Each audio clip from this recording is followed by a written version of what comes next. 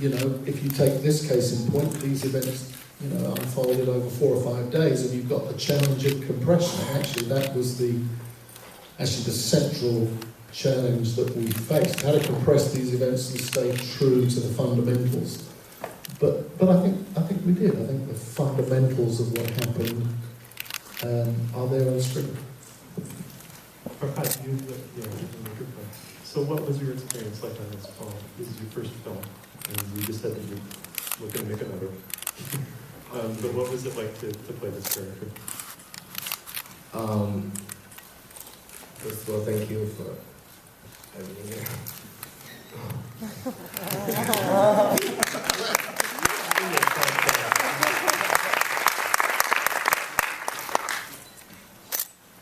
Yeah, the experience was it was just really interesting, you know, the first, and just the whole crew just made it real easy for me, Paul Greenglass, and you know, it was challenging at first, but you know, we just do whatever we can to get it out, you know, as true to, you know, content and to the story, and it came out nice. And Tom, for you, I would imagine you spent a lot of time with Captain Phillips. And, you know, I did. I read his book actually prior to reading the screenplay, and I did get together with him on 2 occasions and explain to him, you know, I will say things you never said, and there will be places you never were, but if we do this right, thematically, we will be spot on with the nature of what happened to him and how. It's a very environmental movie. I mean, shooting it as we did on board, more or less an identical ship to the Alabama at sea or in very small confines. So I think the task in folding ourselves into Paul's good hands is always to be true to the motivations of everybody that are involved. When you, for the sake of storytelling, you start playing, you start manufacturing moments that truly were not part of the 5 or 6 days. Well, then I think you can get into trouble there. And I could probably walk you through this and say, okay, that's a moment that didn't happen exactly as it, but thematically it is what happened. And that's tricky, and it can get away from you, but we were always searching for that combination of procedure and behavior that were going to be not just reminiscent, but very reflective of what really happened. And that's tough when you're telling nonfiction entertainment. I think one example, actually, Tom's right. You face challenges. You have to make choices, and you're weighing the necessary responsibility towards reality and authenticity, and of course the need to create a compressed drama over 2 hours. But one of the issues in this film for sure was that, of course, Richard Phillips was in command of a crew of some 25 men who also went through this experience. I mean, obviously Richard Phillips was the worst because he was taken off the ship and the lifeboat. But what we tried to convey was not to forget the crew and the role that they played, both each as individuals and also the leading role that a number of those crew members played in the unfolding events. And I think that one of the things I'm most proud of this film is that you sense that crew moving together as one, different individuals playing different parts at different moments. And, again, it's hard to follow 25 individual destinies in one film. Impossible, in truth, because of so much story in this to tell. But I think you definitely do get a sense overall of the role played by all the other crew members. Let's do some questions, and I just want to say, please wait for the microphone. Or just shout it out. Yeah, We can hear you.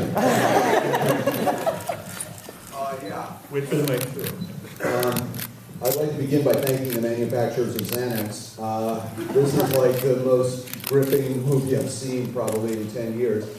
Tom, the last 5 minutes, how many times did you do that, and how much of it is on the page and what you brought to it in terms of your reaction in sickbay?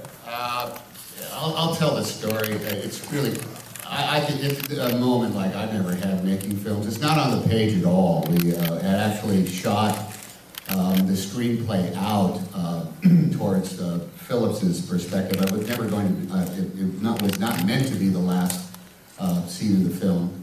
And we had a scene that was sort of like what happened there. And it was okay, it kind of worked fine, and we were on schedule. But we had the actual captain of the Bainbridge with us when we were shooting, and Paul said, well, what did you do with Phillips when you first got him on board? And the captain said, well, he was a mess, so first thing he did, we took him to the infirmary to get him cleaned up, and Paul said, well, why don't we go have a look at the infirmary? We'd never been there. It was not part of it. It wasn't on the schedule. It hadn't been scouted. It wasn't lit. But we went down there and we had the actual crew of the ship that we were shooting on. And Paul said, "No, what would you do with someone who came in?" And they said, "Well, we'd lay him down here. We'd do this, this, and this." And Paul said, "Well, shall we give it a try?" And Barry said, "Well, give me a couple of minutes to put up some lights." And we shot it, I don't know, 4 or 5 times, I guess. And really, what to me was extraordinary about it is Paul's willingness to see that as a possibility. Well, let's shoot it. We're here, let's give it a shot. There's a lot of motion pictures in which you don't have room in the schedule to do that, nor do you have the sensibility to try it and see what's cooking. But the other side of it too is we had the people on, literally the crew of the infirmary. They didn't know they were going to be in a movie that day.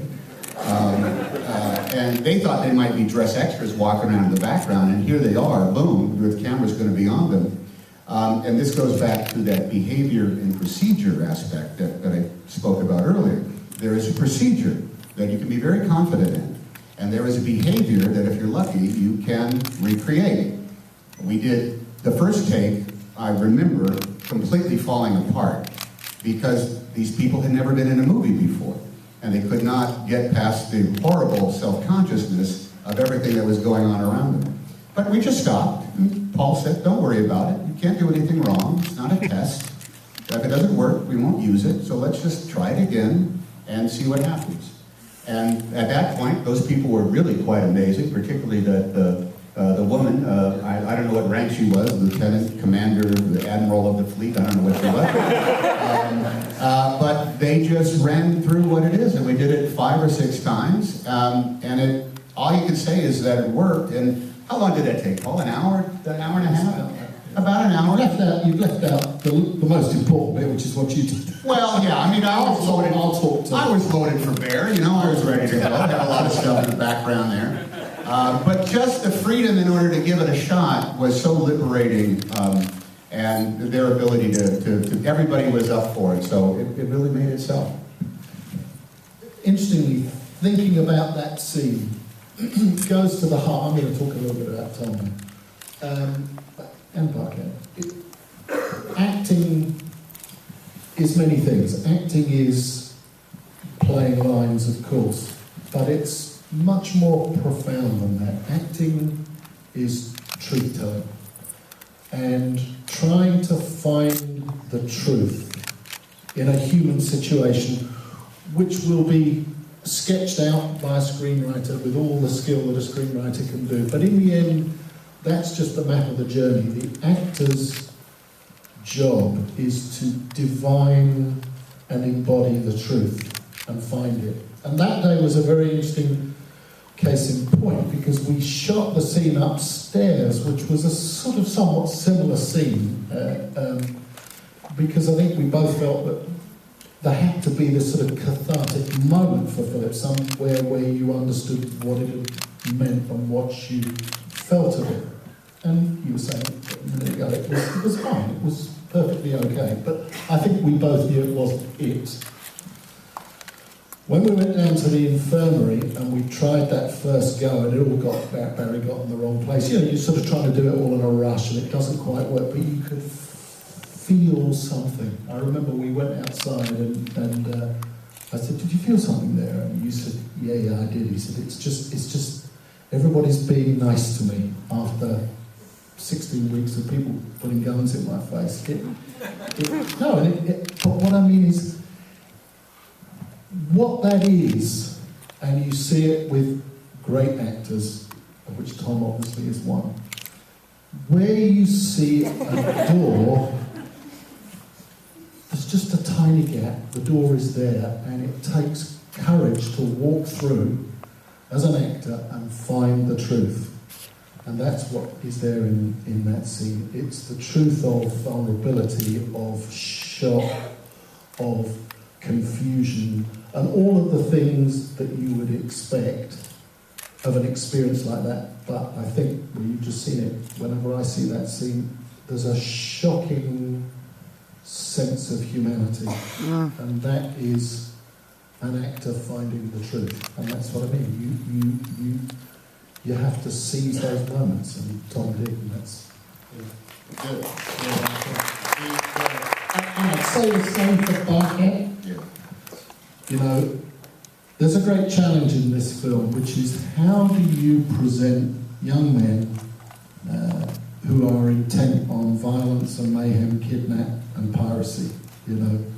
How do you present that in a way that's truthful? In other words, you don't sentimentalize what they're about.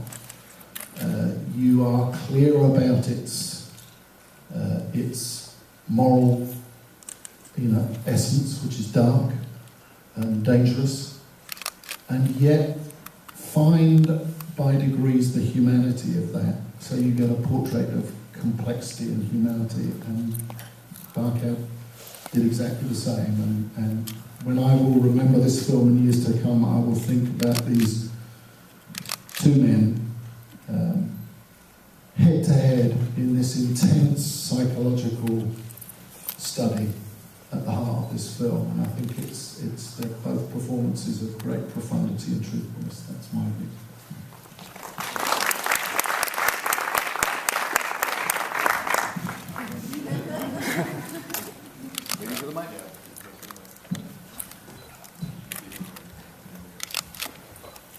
One of the things that had me lurching was this, I don't have much sea legs, so I want to hear about the idea of shooting scenes in water, being in the water, trying to maintain your composure and play your role while also moving like that. I want to hear about what the problems were and how you handled it.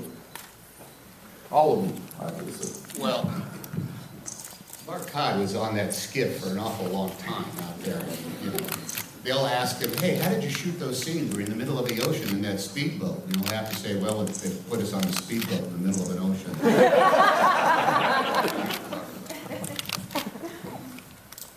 Yeah, it wasn't as easy as, it looks on the movie first. I didn't even know how to swim. Really, yeah. And you took the role? But, we did a lot of practice, and, it was, at times I would get seasick, and, that little lifeboat, it don't smell that good when it smells There was one day where we were actually getting shots in the lifeboat on the actual water in Malta. And everybody who was not an actor in the lifeboat ended up vomiting. First the focus puller disappeared, and then Barry disappeared, Barry Aykroyd, and then the sound mixer who was just in the back holding the book, he made a rush to it. We got to just sit down and sort of close our eyes and pitch around. And those guys actually have to work. It's terrible. Actually, I've got to say, I was on the camera boat right next door, and I had a talkie, and the message came through. We got a problem over here. And I said, what's the problem? Focus puller's just been sick all over Tom. then there's a pause, you know. So's Barry. I'm going, oh my God. So's the sound man. I said, how's Tom? Oh, he's fine.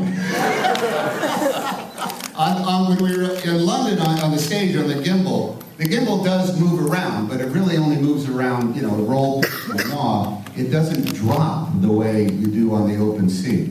It looks like it does because the handheld cameras make it look that, but without that 10-foot drop, it's really kind of like an amusement park ride. You know? It looks much worse than it is. But when you're on the open sea, you drop 10 feet, 12 feet, and your stomach goes up around your neck, that's when you have problems. Just wait for them. Sure. Tom, you've played 3 real people this year. Yeah, I got to get out of this racket. It's killing me. It's killing me. Walt Disney at the end of the year. What's the challenge specifically of that? And with Rich Phillips, where did you find it clicked, where you really felt you had the essence of this man? You have to load up with an awful lot of facts, quite frankly. You got to read, you got to look at video, and you got to listen to stuff. But there's always some sort of like detail that makes the final tumbler lock into place. And when I was I drove up, I saw Rich and Andrea on a couple of occasions. And then you can't, you don't want to be an idiot. You don't want to ask, what were you feeling? You don't want to be, sorry, like, what was it like? What were you feeling? Are you a hero? You don't ask questions like most journalists do with the time. What was it like? Oh yeah, cheap shot, folks. Well, listen, be on my end one of these days. See how it goes. Everybody says, you just keep giving the same answers. Well, they are the same questions. But Andrea said something that was quite interesting. She said, I asked, well, do you ever visit Rich on the ships? He says, I used to, but it's no fun because Rich is a completely different human being when he's on board and on the job. He's very easygoing. I would describe him as almost happy-go-lucky and funny. But on board the ship, it is just always serious. There's always serious work that he as a captain has to do. And that was the tumbler for me.